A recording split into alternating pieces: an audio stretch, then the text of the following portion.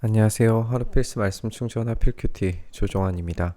오늘 함께 나눌 하나님 말씀은 다니엘 2장 31절에서 49절까지 말씀입니다.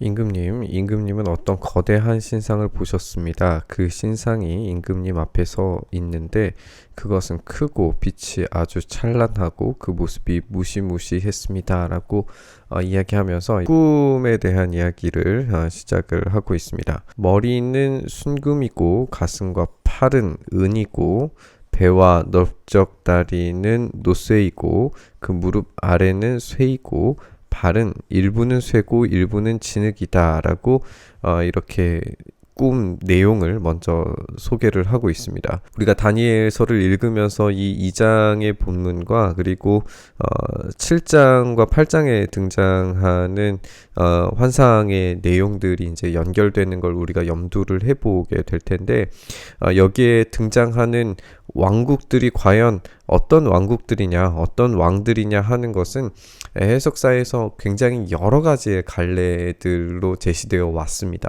그 중에서 어떤 것을 선택하는 것이 정답이냐 하는 것은 사실 우리가 알기는 힘들 겁니다.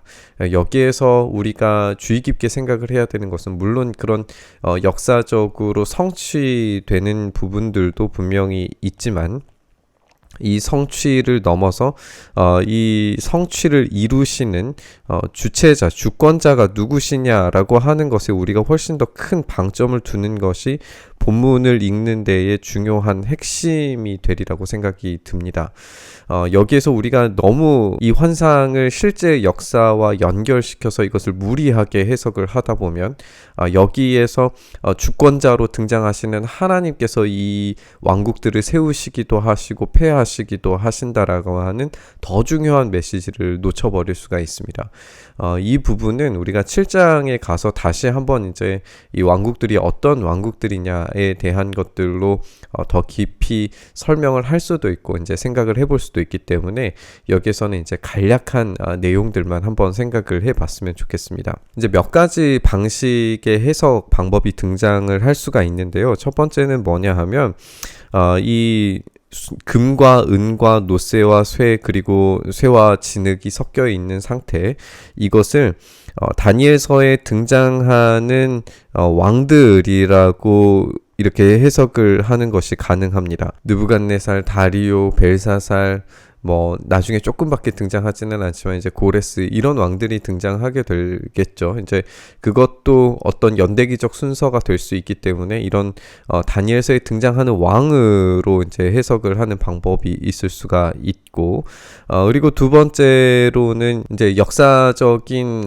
해석에 의해서 바벨론, 메데, 페르시아 그리고 그리스, 로마로 이어지는 어떤 이런 시대 순서에 의해서 연결되어지는 왕국들로 이렇게 설명을 할 수 있을 겁니다. 여기에서 이제 조금씩 차이가 나는 부분들은 이것을 빼야 되냐 넣어야 되느냐 하는 그런 논의들이 되기 때문에 훨씬 더 이제 우리가 생각했던 것보다 훨씬 긴 해석사의 역사를 가지고 있습니다.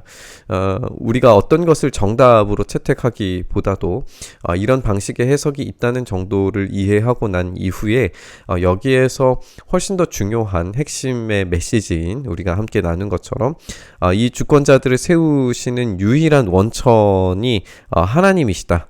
하나님께서 세우기도 하시고 폐하기도 하신다라고 하는데 훨씬 더 우리가 집중하면서 본문을 읽어봤으면 좋겠습니다.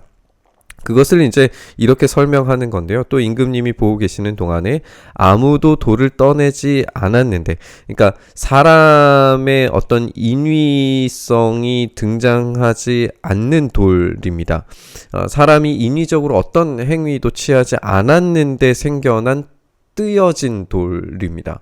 그러니까 이것은 사람이 인위적으로 하지 않았다는 것과 더불어서 어떤 자연적인 힘으로도 불가능한 거죠. 왜냐하면 이제 떠 있는 돌이니까 자연의 힘으로도 띄우지 않은 이 돌이 난데없이 날아 들어와서 이 쇠와 진흙으로 된 그 신상에 발을 쳐서 부서뜨렸다라고 이야기를 합니다. 그때 쇠와 진흙과 노쇠와 은과 금이 다 부서졌고 이 모든 이 신상이 완전히 파괴가 된 거죠. 여름 타작마당에 겨와 같이 바람에 날려가서 흔적도 찾아볼 수 없게 됐습니다. 그러니까 이런 신적인 힘을 가진 이 돌이 신적인 돌이 날아와서 이 신상을 완전히 부숴뜨리게 되는 것을 우리가 보게 됩니다.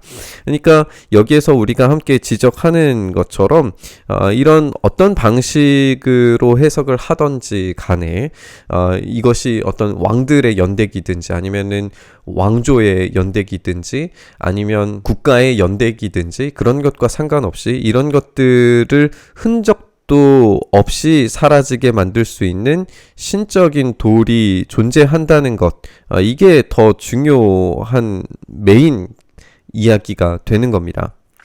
이 신상을 친 돌이 결국에는 큰 산이 되어서 온 땅에 가득 차게 됐습니다. 이것이 이제 꿈의 내용입니다. 그래서 이것은 꿈인데 우리가 그것을 풀이하여서 임금님께 말씀드리겠습니다 라고 이야기합니다. 여기에서 우리가 라고 설명하는 것이 좀 이상해 보일 수는 있지만 우리가 다니엘과 세 친구가 모두 함께 기도함으로써 이 응답을 받은 것이라고 이해한다면 지금 새로운 그룹, 그러니까 바벨론의 복술자들, 바벨의 지혜자들과는 전혀 다른 하나님께 지혜를 받은 하나님의 사람들의 지혜가 지금 여기에서 승리하고 있다는 어떤 공동체성도 우리가 발견을 할 수 있게 되는 것 같아요. 어쨌든 임금님은 왕들 가운데서 으뜸 가는 왕이십니다. 이제 해석이 들어가게 되는 것인데요. 하늘의 하나님께서 임금님께 나라와 권세와 힘과 영광을 주셨습니다. 여기에서도 이제 중요한 것이 하나님께서 주신 것, 이것입니다. 하나님께서 주셨기 때문에 이 나라와 권세와 힘과 영광을 가지고 있는 것이지 하나님께서 허락하지 않으셨는데 이것을 가질 수는 없는 거예요. 사람과 들의 짐승과 공중의 새를 그들이 어디에 있든지 임금님의 손에 넘겨주시고 이 모두를 다스리는 통치자로 세우셨습니다. 임금님은 바로 금으로 된 머리이십니다. 여기에서 이제 유일하게 금으로 된 머리가 이 느부갓네살을 이야기한다. 이거 하나만 정확합니다. 이 뒤에 나오는 은이나 노쇠나 쇠 그리고 쇠와 진흙이 뒤섞여 있는 것이 누구를 지칭하는 것인지에 대해서는 해석해주지 않아요. 말하지 않습니다. 그 이후에 이제 7장에 등장하는 이야기에서도 뭐 여러 갈래의 해석들을 우리가 제시할 수 있겠지만 그것이 어떤 특정의 나라와 특정의 인물을 대입했을 때에 벌어질 오히려 안 좋은 해석의 방향을 선택하게 되는 걸지도 몰라요. 이것은 우리가 하나의 힌트가 되어서 이 다니엘서를 읽는 방식을 그대로 요한계시록을 어떻게 읽어야 하는지에 대해서도 생각을 해보게 됩니다. 다니엘서를 이런 문자적인 해석과 어떤 역사적 흐름에서의 어떤 정확한 위치를 파악하고 거기에 두려고 하는 순간에 수많은 갈래의 해석들이 벌어지고 그래서 정말 다니엘이 이야기하고 싶은 메인의 아이디어를 놓치게 됨으로써 벌어지는 현상이 요한계시록에서도 동일하게 벌어질 거라는 이야기이죠. 우리는 이런 어떤 정확한 역사적인 내용들을 파악하는 것도 물론 중요하고 물론 의미 있는 일이지만 그것보다도 훨씬 더 이 본문이 이야기하고 있는 중심 핵심 사상, 하나님께서 주셨기 때문에 권세와 능력을 가지고 있는 것이다에 훨씬 더 집중해야 된다는 것을 우리가 좀 생각해 봤으면 좋겠습니다. 계속 읽어보면 임금님 뒤에는 임금님의 나라보다 못한 나라가 일어날 것입니다. 그 뒤에 노쇠로 된 셋째 나라가 온 땅을 다스릴 것입니다.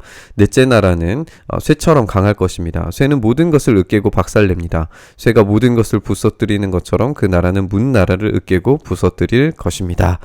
이렇게 이야기합니다.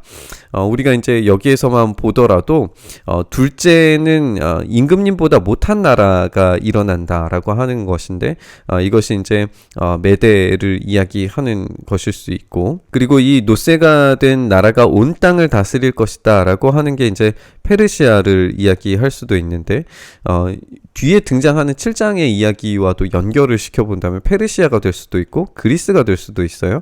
그러니까 이런 명확한 정확한 나라들을 여기에 대입하는 것이 얼마나 어려운 일인가를 우리가 확인을 해볼 수 있는 거죠.